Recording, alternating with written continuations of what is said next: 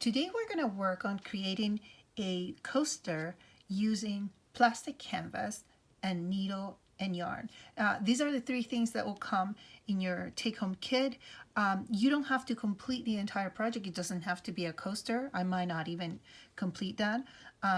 But it will be a great way to practice your needlework and try some new different things.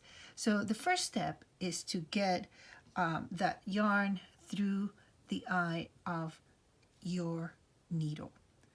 So I'm going to wet it a little bit and take my time, maybe twist it, make sure that it's not frayed like it's doing there.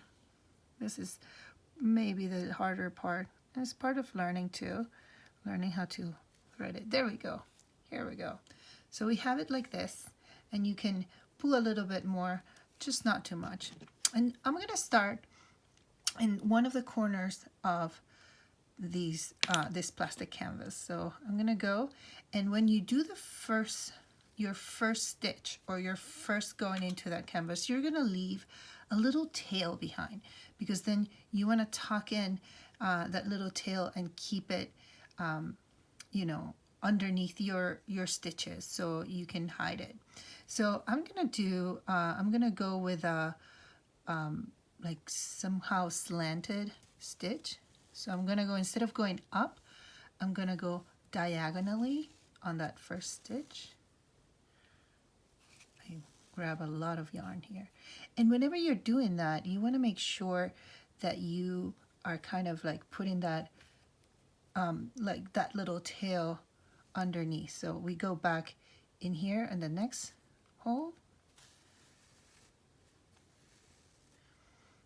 and then again to the next one on top.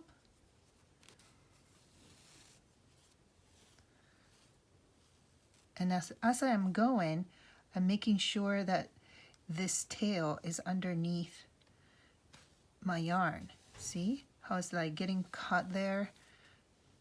It's all getting caught and staying there. So now we keep on moving to one edge to the next, making sure that you tuck in the tail, and you can keep on going all the way. I'm going to speed up my video and finish up this first row, and then we'll talk a little bit about other different stitches.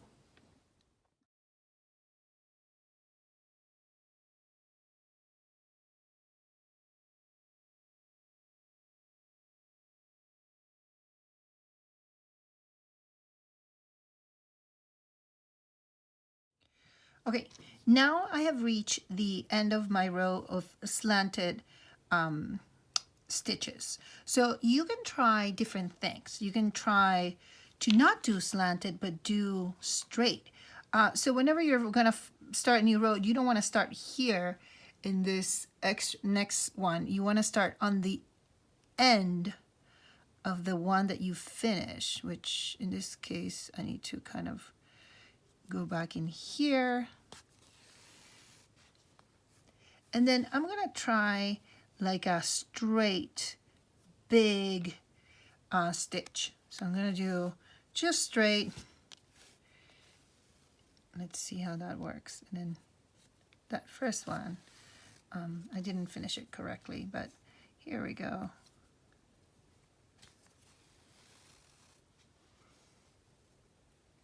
See how that creates, like, you're going to see some of that plastic canvas, which might not be something that you want to do.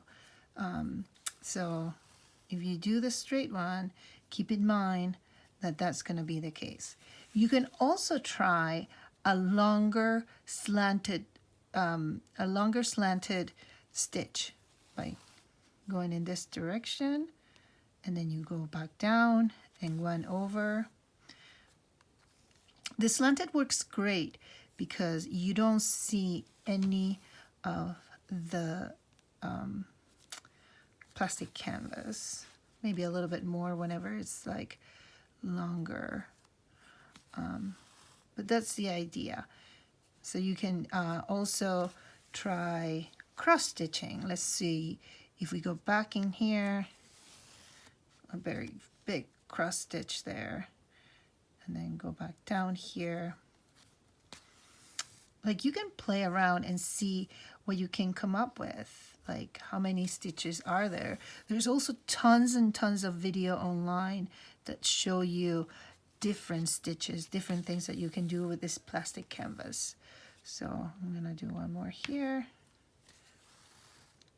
There you go. So cross stitches. I'm gonna go back to the top and maybe try to finish up closing, so you see how to finish up once you're run out of yarn, or you want to change colors, because you can do that too. You can change colors whenever you want. You can treat this as you would treat, let's say,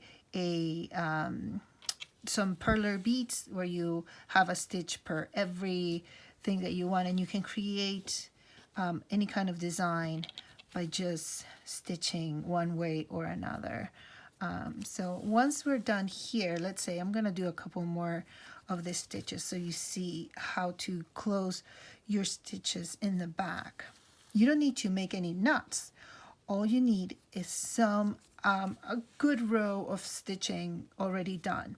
So let's say I finish up my row, and this is where I wanted to finish my stitching. So I'm gonna turn it around, and you can see that there's this like stitches in the back. So all you need to do is to put your needle underneath those stitches that you already made, and then you get you'll pass your yarn through those stitches. Oh my, these stitches are a little bit tight, so I can't get them to kind of pop up.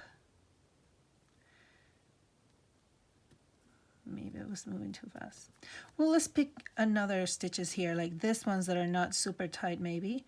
But the idea is to go underneath them. And you don't want to make it like that.